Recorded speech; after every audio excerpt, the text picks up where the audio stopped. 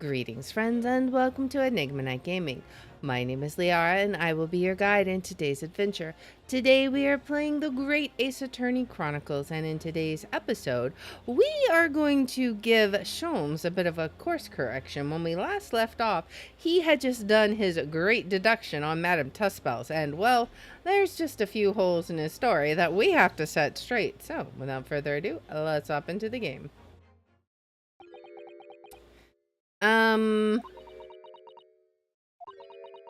There's quite a few, yeah, she's got her bubbling wax there.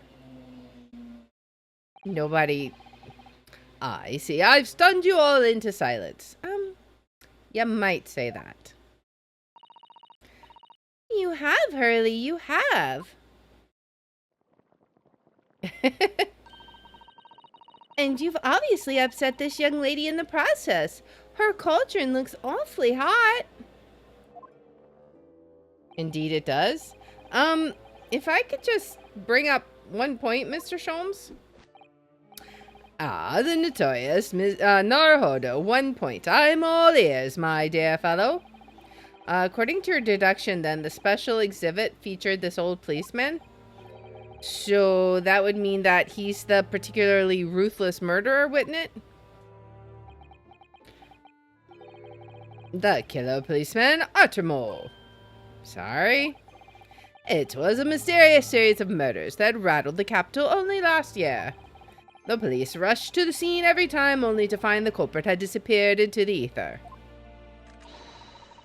And it turned out the culprit was a policeman himself, a senior officer by the name of Artemore. So you mean that's who the sinister-looking old man there is supposed to be? Indeed, it is a particularly grim face, is it not? Unforgettable, in fact. Yes, I remember that odious countenance only too well. But is 200 pounds a lot of money for a wax model? It would be enough to afford one of the latest steam carriages, if that puts things in perspective. So it is quite a lot, then. She's just like... Is there anything else you wish to add? Before I melt you down. That bubbling wax is looking more and more ominous. Ugh, the smell of all that molten wax is starting to worry me.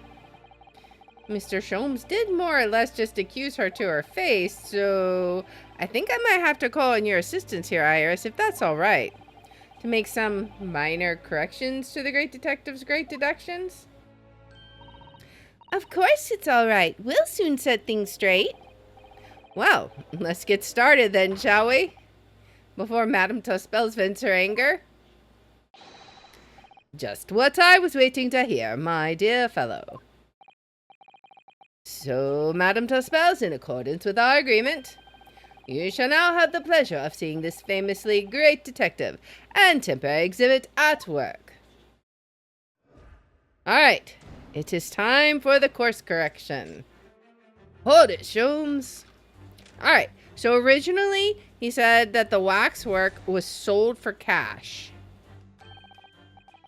To begin with, we must ask ourselves what exactly is afoot here in this museum. The answer is revealed by the bundle of banknotes protruding so helpfully from your bag. In my estimation, some 200 pounds. That is my own money. So, what does this large sum of money reveal? Ah, not as much as the involuntary glance you cast, it would seem, Madam Tusspells. Yes, the answer lies where your eyes now fall. The significance of the 200 pounds is revealed by that public notice. She definitely looked in this direction, it's true. But I'm not sure she'd sell any of her waxworks, even for 200 pounds. Oh? She must pour her heart and soul into making them, don't you think? Over and above the wax. If it were me, I wouldn't sell them for anything. For that much money, I would, but it sounds like that makes me a bad person. Well, anyway, I wonder if the 200 pounds could have some other significance. Let's follow that furtive glance again and see if there's anything else that could explain it. Alright, so what else? Oh, what is this? A note on the wall. What's that note doing pinned on the wall there? Oh yes, let's see. Dear Madam Tusspells, we've taken the prisoner from this room. The price for his safe return is £200. Okay. Have the money ready by noon on 23rd October. What? This is... It's just like the sort of thing that's left behind when someone is kidnapped. Yes, it's a ransom note. Exactly. Alright, so this is obviously what it was about. Not a public notice.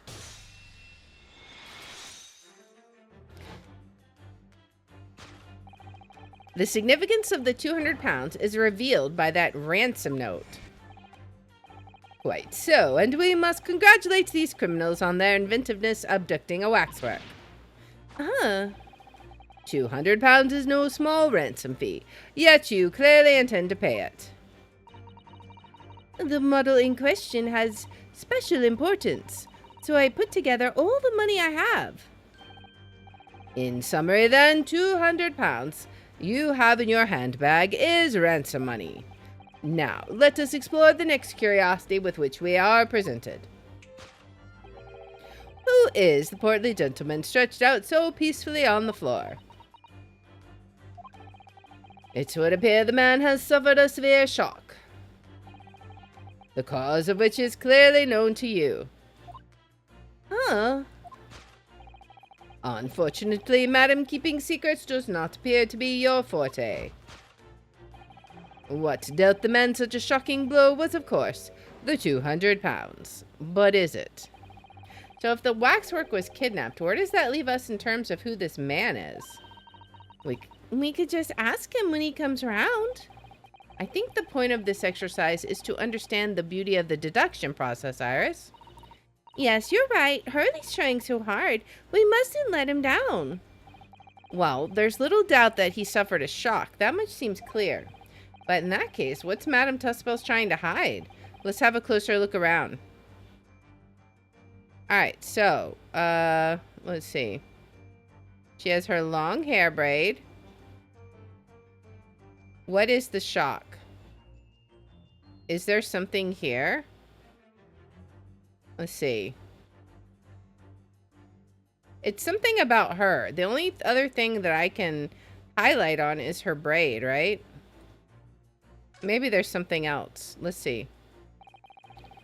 Madam Tusspells has very long hair, doesn't she? Yes, but you couldn't tell looking at her from the front.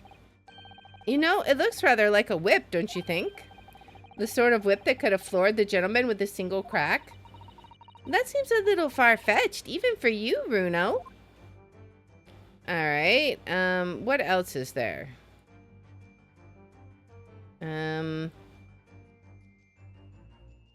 What? I don't see what else it could be, because we can't, can we like, oh, we can move it. Okay. So she's looking over here. What is over here that she could be looking at?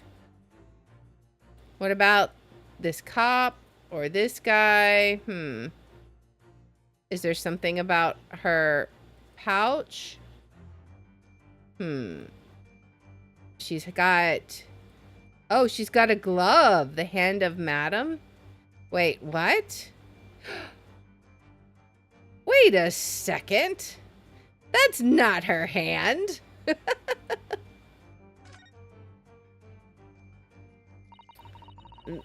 This is just Madam Tusspells' right hand, isn't it? Yes, it must be. I can clearly see her left hand after all. Oh, but wait a minute. This is a left hand as well. Look. Don't say such creepy things, Iris, please. And it seems very stiff, too. In fact, it's really hard. You mean it's made of wax? All right, we have the waxwork hand. That's what it is. Take that! What exactly? Did he go shake hands or something and the hand came off? I don't know. What dealt the man such a shocking blow was, of course, the waxwork hand. Indeed, with a solid waxwork limb, one could deliver a very substantial blow. How could you? The hand protruding from the bottom of your cape, it ought to be a right hand, but closer inspection reveals that, in fact, it's a left hand. Oh. And somewhat masculine as well. In other words, it does not belong to you, madam. It is the hand of a waxwork model. Yeah.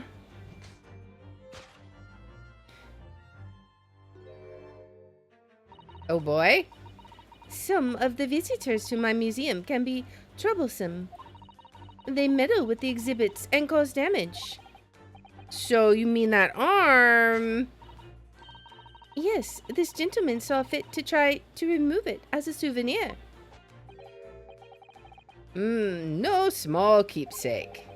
Like taking a whole branch of a cherry tree when you go to view the blossoms. I am afraid I had to teach the man a lesson. Okay. You confronted the man and tried to take the arm back. And the result of the scene we see before us. He was knocked unconscious. A point we may need to revisit later, but for the time being, we have our conclusion. And that was, yes, the killer in this special exhibit has been kidnapped. All right, so it was kidnapped, not sold for cash. Now, the second one, the waxwork location, Sholmes said we had found it already, that it was just in the museum. The question that arises then is, what has become of the waxwork that changed hands? Let us consider the problem for a moment. Yes, you cannot possibly. What immediately strikes me about this conundrum is the young man standing over there. Who is this fellow? To find the answer, we need only observe his neckerchief. Is that true? According to Mr. Sholmes, the yellow neckerchief is a sign to other policemen that some crime is underway. A way of communicating with his colleagues without revealing his identity, yes. It's a secret that's closely guarded by Scotland Yard. Not anymore, I guess.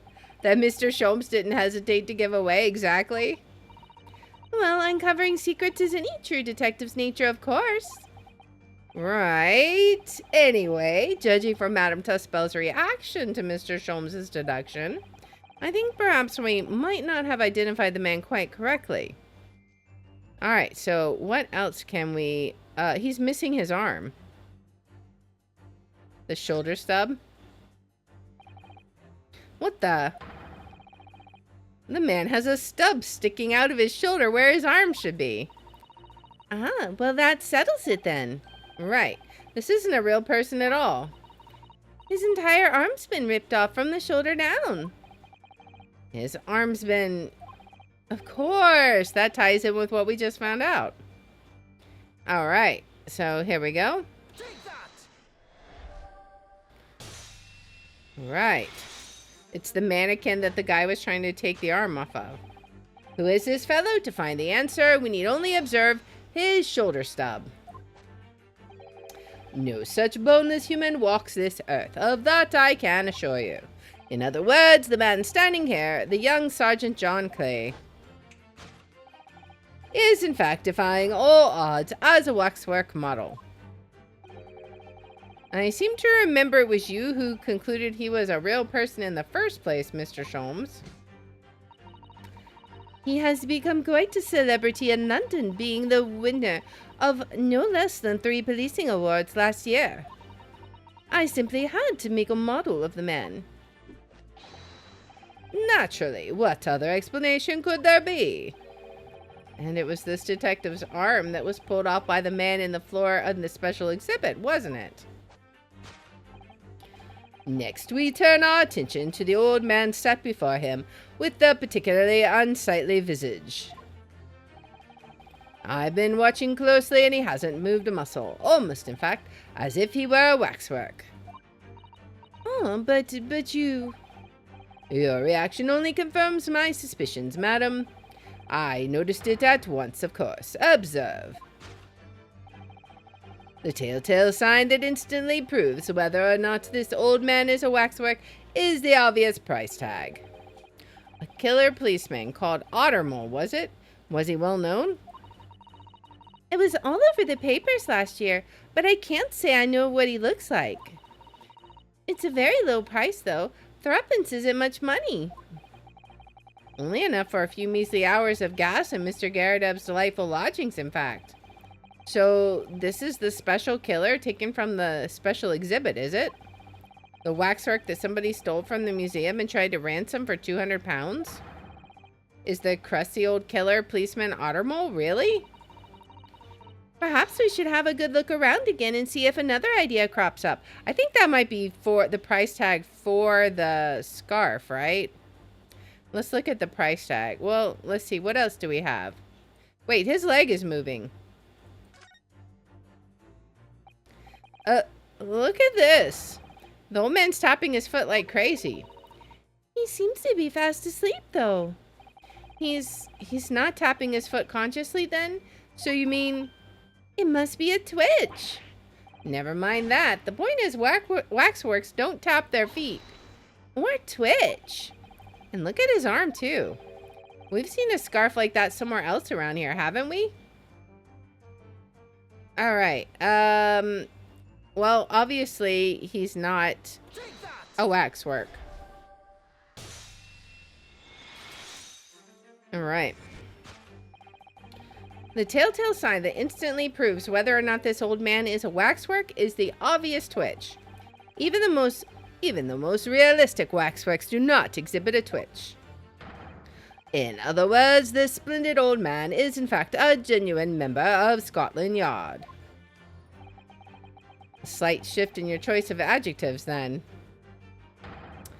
And there you have it. Well, Madam Tusspells? Well, what? It was me who contacted the police and demanded that someone come in the first place. He is clearly fatigued. He is sound asleep. But then, what's this tag about showing a price of 3 pence? No doubt the price of the muffler, which the old Bobby purchased recently at a local market. And I presume you've observed the scarf tied round his arm. Does that not strike you, Mr. Naruhodo? Yes, the secret sign used by detectives to show that some criminal activity is currently underway? Of course, because as you know, there has just been such criminal activity happening here. As you deduced from the very beginning, Detective. So it would seem that we finally arrive at the truth. Indeed. The waxwork of the especially ruthless killer from the special exhibit has been kidnapped. Yep, and she's upset about it. And Scotland Yard is already investigating. But the model's whereabouts remain a mystery. Thus concludes Sherlock Sholmes' Great Deduction of this horrifying puzzle. Oh boy. Alright, so still a mystery. We don't know where the waxwork is. Man, that was like a complete 180 from what he originally thought. Alright. We have solved the deduction. Oh boy. All sorts of people visit my museum here. Men and women, young and old. Sometimes they drop in for just a short time on their way back from the pub. I welcome them all. But if anyone tries to damage my exhibits, I do not take it lightly. Anyway.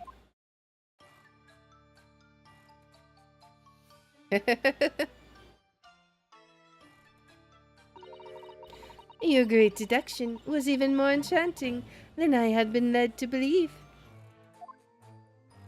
She's very happy now. It was a pleasure, my dear madam. I'm gratified that you enjoyed the spectacle. And as for your rough customer, I've no doubt he'll regain consciousness shortly and return home. What concerns me more is the waxwork from the special display, if it was indeed genuinely abducted. Oh boy. Yes, tragically it was. Then I would need you to ask you to recount to us the events surrounding the stolen waxwork, in as much detail as possible, if you please. Very well. But after I have told you what I know, I must insist that you return to your work. He's like, oh boy. The talents of a great detective could be put to better use, I feel, but as you wish. Okay. So, let's ask her about it. The stolen waxwork. Tell us more about the stolen waxwork, please. It was some days ago now, when I came in here one morning.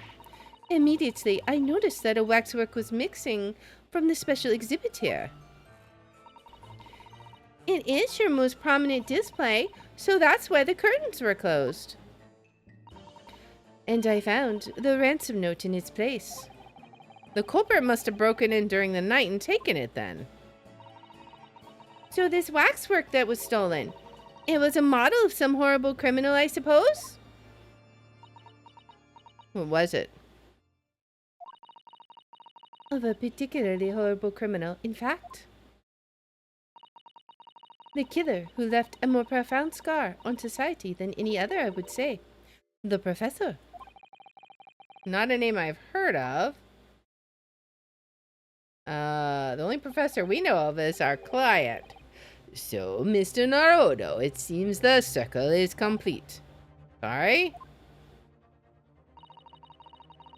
The professor case happened at around the time I was born, didn't it? Indeed it did, Iris. 10 years ago, a series of murders that rocked the capital. 10 years ago? Yes, at exactly the time. And that Beric van Zieks graduated from university, in fact. What? Surely he's not saying... So the big event that changed Mr. Reaper's life? Oh boy. As you've surmised, it was the professor case. So did the professor, like, kill somebody he cared about? Like, maybe his parents or something? Is it like Batman then? Who was this professor then? Alright, let's find out. It was a series of gruesome murders that had all London gripped in terror a decade ago. After 5 victims were killed, the man was arrested and put to death. And now he's immortalized here in wax for all Londoners to admire and enjoy. Though, of course, he happens to be absent at present on account of the abduction. But I don't understand. How is all this related to Lord Van Zieks? That's what I'm wondering. You must first understand, my dear fellow, why it is that the professor earned such infamy. Okay. It was due to the victims he chose, some of Whitehall's finest. What do you mean, Hurley? Those murdered by the professor were some of the highest members of the British aristocracy. Oh boy. Members of the nobility, even royalty. It sent shockwaves through the country's administration. Members of the... wait, of course.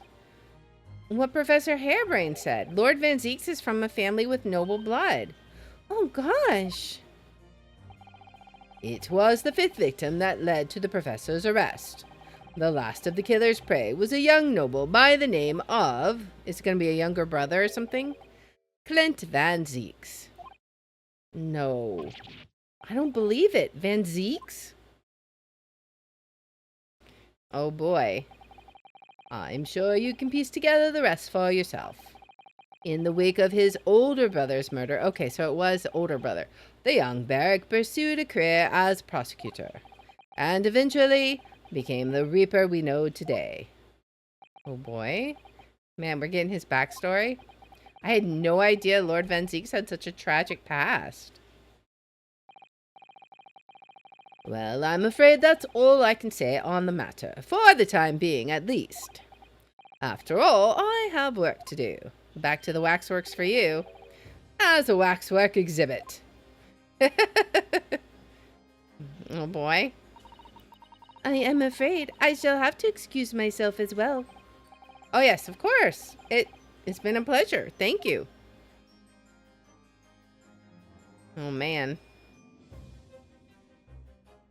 All right. So we learned quite a lot there. Well, none of the predicted scenarios I've been analyzing involved you coming to visit me here. Who's speaking here? Let's see. Oh. It's been too long. Really, it has. Delighted to see you, Barrick. This is strange. It's been 10 years, and here we are, meeting in a prison of all places. I can't forgive myself for what happened to Mr. Asman. I just can't. I still can't believe it could happen. Tomorrow, the court will decide. Yes. I have a young Eastern man acting for my defense. He seems reliable enough, though. It was an accident. A terrible accident. He assures me he can prove it. I must warn you. Oh, I know. I've heard already. You're going to be prosecuting, aren't you? Yes. Since I returned to England, I've heard lots of stories. Barrick, are you really? What? He doesn't want to say it. Never mind. I know that you have my best interests at heart. My friend is on trial. I wouldn't entrust it to anybody else. Of course. I fully understand. Thank you, Barrick. This has got to be an awkward case. Until tomorrow, then. I'll see you in court.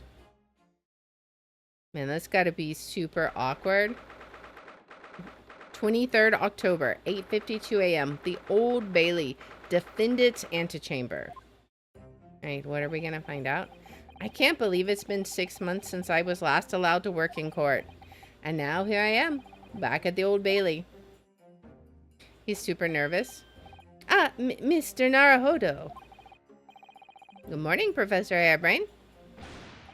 I don't understand. It doesn't make any sense. The atmospheric pressure in here is off the charts. I've never felt anything like it. It's crushing me. I feel it every time I'm here. That gravity. Well, this is Britain's highest court. But are you telling me it's fitted with some kind of device that can actually control air pressure? No. I think it's probably all in the mind. Ah, yes. Well, you won't let me down, will you, Mr. Naruhodo? I'm counting on you in today's trial to save my life. To save the secret of my super high voltage instantaneous kinesis machine from being made public. Yes, I understand. I know what I have to do. I have to establish that the explosion 2 days ago was nothing more than an unfortunate accident. Or that it was actually caused by somebody else. Like, that would work too. Well, I'm sure there's nothing to worry about, really. Justice will prevail. It sure will. Let's see. My commiserations, Mr. Naruhodo. You appear to have been lumbered with a most tiresome case here. Who is speaking? Ah, okay. Mr. Sholmes, I didn't expect to see you here. That was very mean, Runo, leaving me alone at home with Hurley. It took me at least an hour to wake him. Is it? Are you? Sherlock Sholmes? Indeed, sir, I am he. Sherlock Sholmes.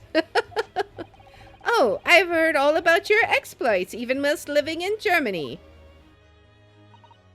Ah, yes. Rent's magazine is on sale in Germany, too. This month's installment was sublime. Your deductions in the adventures of Silver Blaze was wonderful. Ah, yes, a memorable case indeed. It concerned a snake, I seem to recall.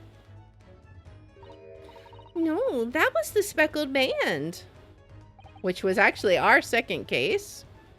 Well, thank you for coming. I do appreciate your support. I'm sorry to disappoint you, my dear fellow, but I'm afraid I can't stay. Oh. I have urgent business at Madam Tusspells. You mean your waxwork job? No, the waxwork abduction, of course. Madam has engaged my services. Ah, so you're trying to get to the bottom of that ransom note, are you? The week's wages depend on it, as does the safe return of the waxwork, naturally. As such, I intend to give it my undivided attention. Oh, well, never mind then. I understand. Of course, with my skills of observation and reasoning, resolving the matter will be as easy as proverbial pie. I shall return forthwith.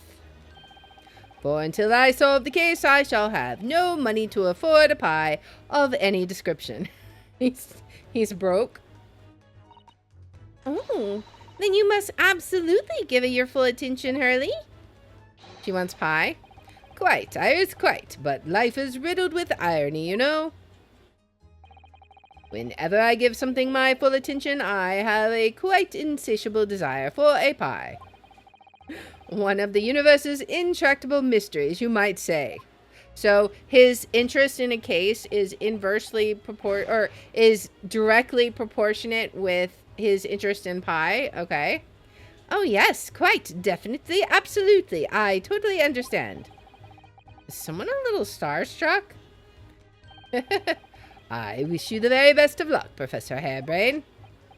Why, thank you. Before I depart, Mr. Naruhodo, a word in your ear, if you please. What's this about? As you have remarkably little grounding in science, I feel I ought to inform you. As compelling as this super high voltage instantaneous kinesis hypothesis may be, a practical implementation, such as was attempted by the professor at the Great Exhibition, is quite impossible. But the professor said the demonstration was a success. Yes, it would appear that he fervently believes it was. I've read Professor Bunnybrain's paper about it too, Bruno, and I have to say, I'm sure it can't be done. It could barely be done theoretically, let alone practically. So he's completely barking up the wrong tree? But how could an experiment that had no possibility of succeeding in fact succeed? That's contradictory. So something happened there. And it's that contradiction that will be at the heart of the trial, I've no doubt. What's that supposed to mean? Oh boy. Now I must hurry along. I wish you the best of luck, my dear fellow. See you later, Hurley. And he's out. Farewell.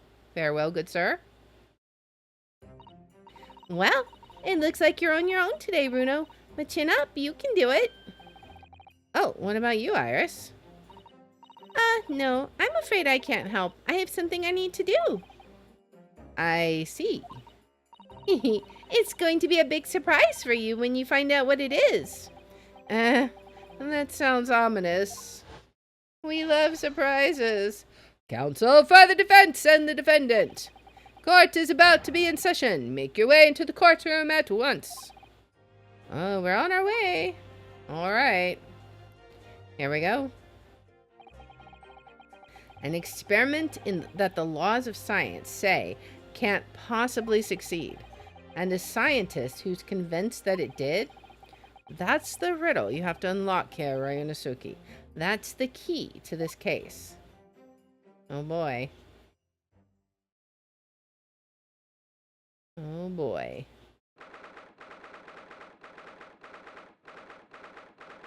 "23rd of October, 9:10 a.m., the Old Bailey courtroom. Oh, we got quite an interesting little jury going on. In the name of Her Majesty the Queen, I hereby declare this court to be in session. We are sitting today for the public trial of Professor Albert Harebrayne. I now call upon the counsels for the prosecution and defense to declare their willingness to proceed. The prosecution is ready. The defense is ready, my lord. I'm 6 months out of practice, and what's more, we're alone. I'm without Susato-san today. So we can do it. Come on. Ryanosuke's shape up. Is it my imagination, or does the air in here feel even more oppressive than usual? So, I must say I recollect the victim of this case all too well, Mr. Ori Asman. Mr. Asman was well known as a financier, though that was merely a front for his diverse criminal activities. It was only a month ago that the man appeared in court, prosecuted by you, Lord Van Zieks, but the jury unanimously found him not guilty. Because every member of the jury had been bribed by the sound of it. These powerful London criminals are prepared to go to extreme lengths to keep their freedom. But 2 days ago, on 21st October, Mr. Asman met his end. The work of the Reaper, was it? Oh boy. If that is how your lordship would describe divine retribution. But the fact remains that Mr. Asman's death was a direct result of the actions of the accused, Professor Harebrayne. Very well, then. Now, ladies and gentlemen of the jury, you have been selected at random to represent the will of the people. Are the 6 of you ready to fulfill your societal duty? I'm most gratified to have been selected to carry out this important civic duty, my lord. To have a man's fate in the palm of one's hand. Oh gosh, oh golly, it sends shivers down my spine. Science experiments, conjuring tricks, courtroom trials, all are nothing more than performances. Any spurious scholar that defiles the reputation of science deserves to hang. Well, we have to listen to what's said on both sides of the fence, then, settle on one, then. That's it, isn't it? Is that a kid? He's asleep. He's the policeman from the Waxwork Museum, and he's not even awake. Wasn't like this in my day. Wasn't like this at all. That's the police killer Automole lookalike again. And he's as exhausted as ever, it seems. Oh boy. Now, as I'm sure you're all aware, the incident we are here to judge today tragically took place at the Great Exhibition, shortly after its opening. Though the death toll could have been far worse, with the exception of the victim, no one was killed. Nevertheless, the dream of the science being exhibited rapidly turned into a nightmare for the spectators. A tragic turn of events, and as such, the eyes of all London, no, of the whole world, will be on this trial. It is our duty to reach a swift and just conclusion, I feel. So, your opening statements, please, Lord Van Zieks. At the heart of this incident is technology never before demonstrated anywhere in the world. One of science's latest developments, I take it. The government is keen to capitalize on the Great Exhibition to improve Britain's technological advantage. The technology being demonstrated by the accused was described as super high voltage instantaneous kinesis. Good Lord! It's designed to disassemble human subjects using extremely high voltage electricity and beam them instantly to another location where they are subsequently reassembled. It's Star Trek technology, guys. Is such a thing even within the realms of possibility? Well, I don't believe it, that's for sure. Disassembling people with electricity. My goodness, how shocking. Ha! The whole idea is absurd. The hypothesis would never stand up to scrutiny. Sir, I believe you are a fellow of the Royal Society, are you not? An expert in your field. I am, and my word on the matter can be considered final. Instantaneous kinesis is poppycock. So this expert and Mr. Sholmes are in agreement. It's impossible. What is the prosecution's view on the matter? The prosecution would assert that the accused's instantaneous kinesis demonstration was a success. What? What's rot? He's going to say it's a success, and that's what caused the death, right? Order! Order! The professor's hypothesis is currently under investigation by the British government. If it is deemed to have merit, a substantial research grant would be made available. The accused made use of the invention built on his new hypothesis to take Mr. Asmund's life, in order to be the sole benefactor of the grant. But this disastrous demonstration was no accident. It was carefully designed from the outset to end the life of the victim. Oh, so he's just going to say it was intended to kill him. Okay. Thank you, Lord Van Zieks. The prosecution's stance is clear. But you will now bring forth witnesses to substantiate your claims. Gladly, my lord. Oh boy. Bailiff, show the first witness to the stand. Of course.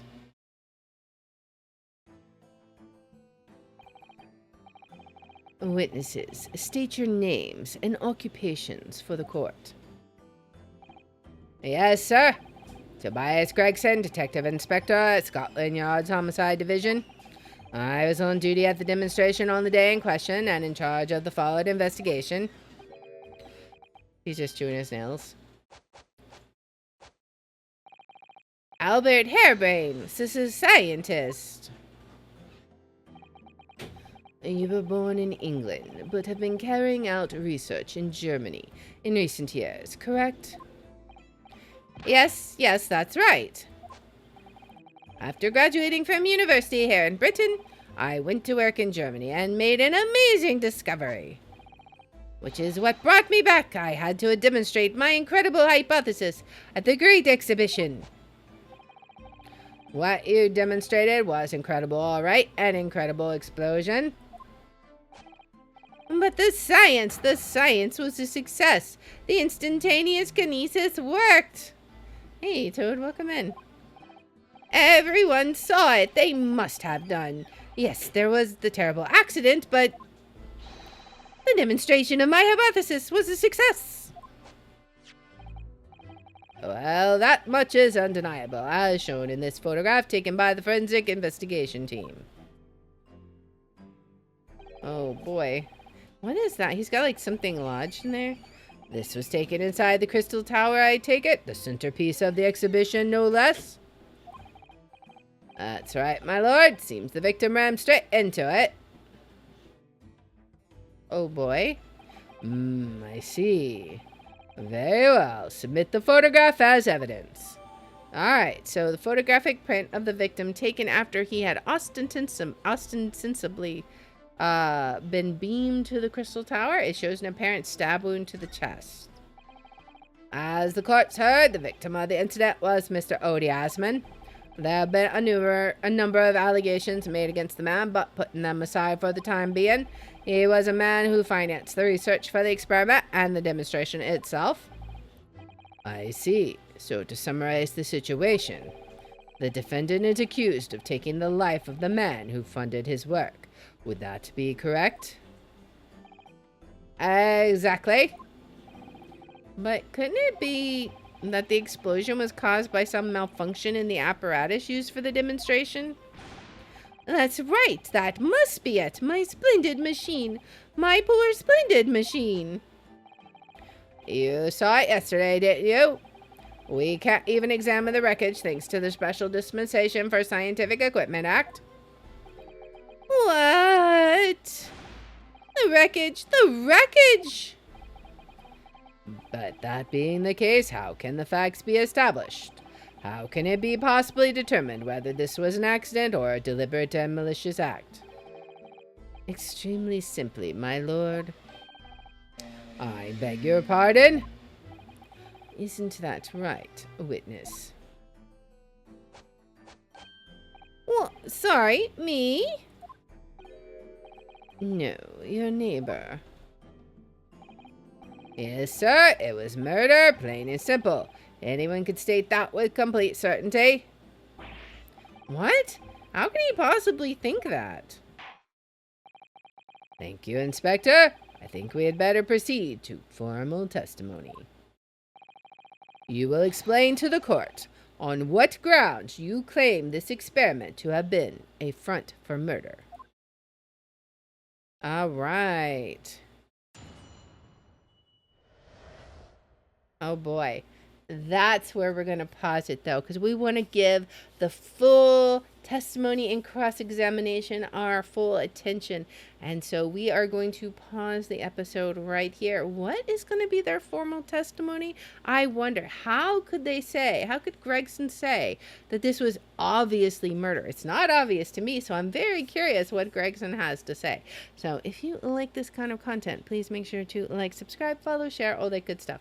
If you want to watch live, we're on Twitch at twitch.tv/Lear27. I have my schedule posted in the about and in the description.